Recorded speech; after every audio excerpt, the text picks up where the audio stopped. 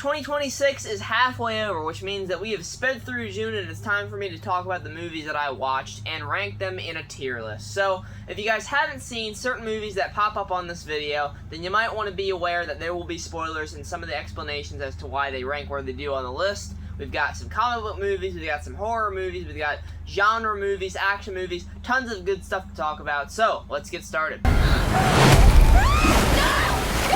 gonna get you out of here! Starting off with a movie that probably none of you even know about. This is Hungry, and it is, I guess, a Hungry Hippos horror film. Now, it's not marketed in that way. It's not like, brandishing, like, oh, this is, based on the best-selling board game, Hungry Hippos. It's just kind of something that, like, spawned into existence of people, like, seeing this movie about these hippos killing people, and they were like, it's called Hungry, like the Hungry Hippos game. They must have used that for inspiration, I guess. Look, this movie is not a very good movie. However, it's kind of better than I thought it was going to be. I don't know if I just had such low expectations that it just completely surprised me, but this movie was kind of entertaining to me, I'm not going to lie to you. Now look, the kills are nothing spectacular. The hippos themselves don't show up until like the 50-minute mark, and when they do, it's just not anything that impressive either. The characters is what kind of surprised me. I was like, they're actually adding like some background, some lore, like some kind of depth to these characters. I was just expecting them to be like no-name people, but like I remember names. I remember like Sistine is the main character. She was in It's What's Inside from 2024, and she goes on this excursion with her friend, and there's this family, and then there's the tour guide and this other lady. They want to get pictures of the gators and the hippos and stuff like that, and they get cornered by these hippos. They slowly get picked off one by one, and look, it's nothing great. It's nothing bad either. It's nothing god-awful like the Blood and Honey films. The first movie of Blood and Honey is miles away worse than this movie, trust me. So I will put it in the mid-tier. I had a lot of fun with it. It was better than I expected. Not her! My pronouns are they, them. He stabbed them! We back! Scary Movie is the 6th installment in the franchise, and people are dogging on this film. Now, I'm somebody that went into this movie very excited, ready to laugh, ready to fully accept that I might give this movie like a 9, a 10 out of 10, based off of just the pure stupidity of it alone. But I went out of that movie thinking, man, that could have been a lot better. Now, don't get me wrong, there is a lot to laugh about with that movie. The White Chicks cameo, I laugh at. The stuff with like parodying weapons, the substance, of course, with the White Chicks cameo. You have like the Scream 5 parallels, the cinematography even lining up with some of Scream 5 cinematography, just different things like that. It really did make me laugh. The cast, having them back is really the biggest draw. That's where you're really getting the most entertainment. Anna Faris, of course, you have Regina Hall, and Marlon Wayans and Sean Wayans, they're back as Shorty and Ray. So really seeing the core members of this group is what made me really enjoy this movie more than others. The humor itself is hit or miss. It can range from just like really outside of the box and weird and interesting to just like, that's bizarre, like we're going in a way like different direction than I feel like we should be going with this joke. The movie's structure, now I know you're not going to this movie expecting peak cinema, like some amazing editing and screenplay and stuff like that, but the movie will just shoot off to do like random side parodies, completely separate from the overall plot. Like I thought that we would have a more streamlined plot that, brings in these parodies and integrates them into the story with our cast in a useful and meaningful way that makes sense, and instead we'll just have a scene of the main cast, and then it'll cut away to a Long Legs parody. We'll have a scene with the cast and some more stuff with them, and then it'll go to the substance, and it does that off and on. There's like K-pop Demon Hunters in there, there's Get Out, there's Terrifier, there's so many different cutaways that don't really integrate into the actual plot that well, and that's something that I think the early Scary movies did really well. So it's unfortunate. It was a bit of a letdown. I still had a good enough time with it where I'll give it the mid-tier. I don't hate it as much as other people, but could have been a lot better.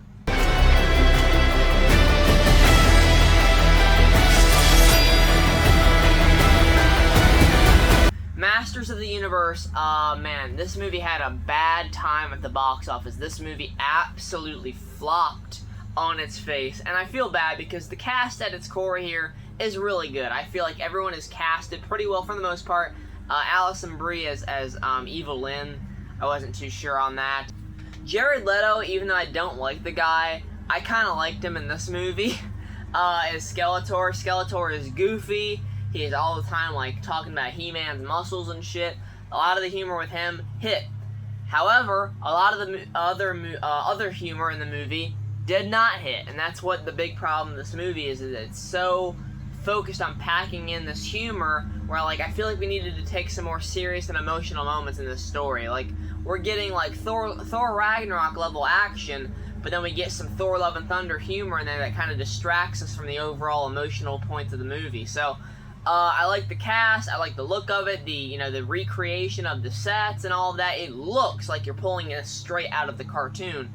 It just needed to dial it a little bit back on the overall campiness and goofiness of it. It can be goofy, but not that goofy. So I'll put that one in the good tier. Because it's a con. I don't do it out of greed. I don't do it out of anger. I just see the angle. Next we have Caroline, and I talked about this one quite recently on the channel. I'm not going to delve too much into it here, but Samara Weaving, Kyle Gallner, they play this Bonnie and Clyde type couple where they go on this crime spree together. Samara Weaving falls for this guy, and things go wrong for them.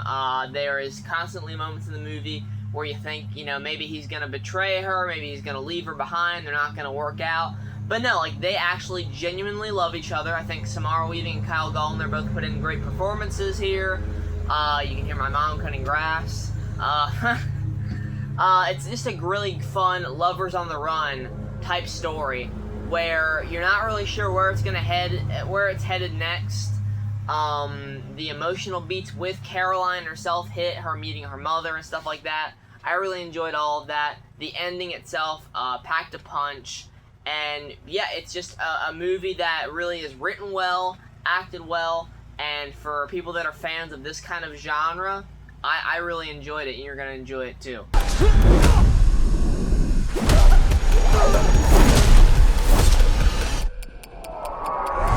The Furious, oh my god, The Furious is an amazing action movie, guys. This is some of the best action, some of the best fights and choreography that I've seen since the John Wick films a couple years ago. Dude, this movie kicks ass. And sure, are there moments where these characters should not be getting up as quickly as they are from these fucking massive ass hits to their head and body and shit?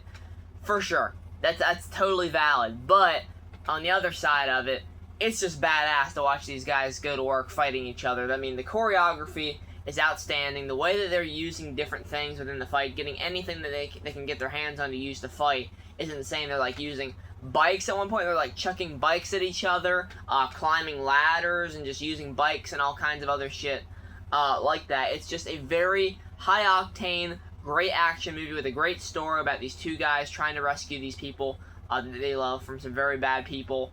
And yeah, guys, if you haven't seen this and you are a big action fan, The Furious is the movie you need to see right now. So I'll put that one in the great tier as well. This 79-year terror campaign of lies has to end. Disclosure Day was the recent movie from Steven Spielberg, and I'm mixed on it. I'm very mixed on it. To be honest with you guys, I'm very close putting it into the mid-tier. I'm going to put it into the good tier, but Steven Spielberg is a great director. No denying that. Emily Blunt gives an amazing performance. It's Oscar-worthy in my opinion. Some folks like Josh O'Connor doesn't really get to do a whole lot. They aren't given too much with him. Coleman Domingo, Colin Firth, they're doing good as best they can. I just don't think this script really lives up to the hype. The movie leaves me with a lot more questions than answers. Maybe that was the point. I don't know. The CGI on the aliens is not that great. I wish we would use some more practical effects. But then you have some really solid action, like the train sequence is really cool. The chase sequence going, riding through the house was awesome. So it's got a lot of like stellar moments to it, and some great score, of course, from John Williams. However, I just feel like the movie falls short in its explanation of like everything going on. It gets convoluted at points. There are things that don't make sense. There are plot conveniences that happen just to make the third act happen. It goes all over the place in that third act. There's tons of things that don't make sense. I can nitpick it to hell, but I don't want to because I love Steven Spielberg. I love what he does, and it's cool to see him back in this genre. But the movie just fell short of my expectations. It's definitely a bit of a disappointment. I still like it, but I wanted to love it, so I'll put it in the good tier for now. But I don't know. With time, it might go lower. I am the outlaw. Robin Hood. The Death of Robin Hood is a movie about Robin Hood, played by Hugh Jackman. Jodie Comer and Bill Skarsgård are in this as well. For starters, the acting is good. Everyone's given a good performance here. No shade to anybody there. It is shot beautifully. There are some great dynamic shots in this movie of like just these sweeping landscapes, these mountains, these fields, and stuff like that. It is really, really well shot. The action is grotesque and brutal in the first 15 to 20 minutes. Then we kind of slow down. We do a bit more of a focused look on like the inner mind of Robin Hood and like what he's done in his past to make him the way that he is now. He's not really a hero. He made up all these stories, and he's not this great guy that gives out charity and steals from the rich and gives to the poor. He doesn't do any of that. And I feel like stripping such a heroic figure of that is part of what I really don't like about movies nowadays, where sometimes we'll have a franchise return after so many years, and then they'll take a character that was so awesome, so lovable, so badass, and they'll strip them down to like their lowest fucking point yet. Like Indiana Jones, Han Solo, Luke Skywalker. There are so many damn movies now that will take these characters that are beloved and they will knock them down to the lowest fucking peg they could possibly get them to, where they are a loner, they are a drunk, they are an outcast, nobody that they talk to in the other films talk to them now. It's just disappointing to me. So, it was a bit of a slow burner, definitely tested my patience, did not need to be this long. I felt emotionally distant from the character because of the actions that he does in the start of the movie. It makes me really not care about Robin Hood or what happens to him. I love Hugh Jackman to death. He's great in everything I see him in, and that still remains true here. But it just didn't click with me, guys. So, that's the Robin Hood going in the bad tier. I just don't have any desire to rewatch that one. Tech is for everything. I'm losing Bonnie to this device. You got a friend. Toy Story 5. This is the newest Toy Story movie. My god, how are we talking about a fifth Toy Story film? 31 years ago, the first one came out. I didn't watch, that one until I was a little bit younger. It was like one of the first movies I remember watching. And then, you had Toy Story 3. I watched that, was emotionally invested. Toy Story 4, I was emotionally invested. But each time after Toy Story 3, with Toy Story 4, we were like, why do we need this? With Toy Story 5, we were like, why do we need this? But at the same time, I can't help but get excited and get giddy and get emotional for this franchise. This is a comfort franchise. I love these characters. You have Woody, Buzz, the gang back together, even though some of the gang is kind of sidelined. Woody and Buzz are not the main characters in this movie. It's Jessie, which is really cool. Joan Cusack gets to, really stretch her voice acting talents here. You have Bullseye by her side. I always love to get more of Bullseye. The smart device, Lily Pad, serves as a nice antagonist at first, but then we kind of learn later on how she can be beneficial for Bonnie. Instead of the toys, just dogging on her the whole time. They're like, you know what? We could both, we could coexist, with Bonnie, and I love that. The stuff with Jessie's backstory, getting to go back to her old house that, she used to be in with her girl Emily, going to the tire swing at the tree, digging up that time capsule of all these things that Jessie holds dear to her heart, that these memories that she had with Emily, and then seeing that after all this time, even though she believed that Emily just tossed her aside, left her, out there to be alone, she named her daughter Jessie. So it makes it so much more impactful. The character of Jessie, I really care about her. so I was emotionally invested there. These movies always get the waterworks going. They really do. Animation is always really great. I love to see these characters back. And yeah, it's just another charming Toy Story movie. Is it the weakest of the franchise? For me personally, sure. But it's still a Toy Story movie, which means it's fucking great. It's going on the great tier. Anna, don't die. This does not look like this is gonna end well. For you guys. And we closed out the month with Supergirl. Man, this movie is getting dogpiled. It is not good, but it's also not bad. It's not fucking horrible. It's not one of the worst comic book movies ever made, ever written, anything like that. Millie Alcock, Jason Momoa, I love them. I love what they're doing with their characters. I look forward to seeing more of them in the rest of the DCU if we fucking make it at least like 5 movies in, because at this point, with the people rioting and saying how shitty it is and people dogging on James Gunn, Peter Safran, everyone involved, I don't know how long it's gonna last, truthfully. But listen, the action is, you know, fine for what it is, but it's just generic. The movie itself looks hideous because of the color palette. It's very drained when, you know, the Woman of Tomorrow comic that it's based on is very lively, very vibrantly animated and colorful. The overall message of the movie is lost in the end when Supergirl kills Krem and basically is like, you know, just like throws away that whole thing that she was saying of like, you know, let your survival be your revenge. That's what she tells Ruthie in the end of this movie, is like, no, let your survival be how you get even with him. He didn't get you.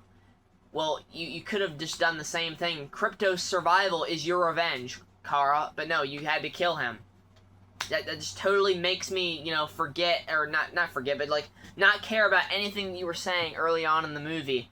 And I fear that with only rewatching, it could get worse. I'm not gonna lie to you guys, it could get fucking worse for me. Not too much worse where I'm like, this is one of the worst movies, but like, I could drop at a point. I gave it a 5 out of 10 because I was just very mixed on it, because the needle drops are awful, the look of it is awful, the action is generic, the characters didn't make me care about them too much, except for like Kara, I guess, because I do kind of feel, you know, a little bit emotionally manipulative because of Krypto being injured. I'm a dog lover, so naturally I do want to see Kara achieve her goal, but not in the way that she does in the end. What the fuck? And look, David Cornsweat's bits that he has in it, when he comes in there, I was loving that, because he added a nice pop of color, a nice pop of life and personality to the movie, when the rest of it is just colorless and empty and didn't make me feel much emotion. So, listen, Supergirl is going in the mixed tier. It's going in the mid tier, sorry. It's not bad, it's not good, it's just mediocre, and honestly, that's kind of an even worse feeling to have for a comic book movie. Like, they're supposed to at least make you feel something one way or the other, but Supergirl doesn't really make me feel anything. So, that's going to be it for this tier ranking. Let me know how you guys would rank these movies. What did you watch this month? Tell me all that down in the comments below. Thanks so much for watching, guys. I'll have you a review for Minions and Monsters this week, as well as Enola Holmes 3. And, yeah, look forward to those. Thanks so much for watching. Take care, and goodbye.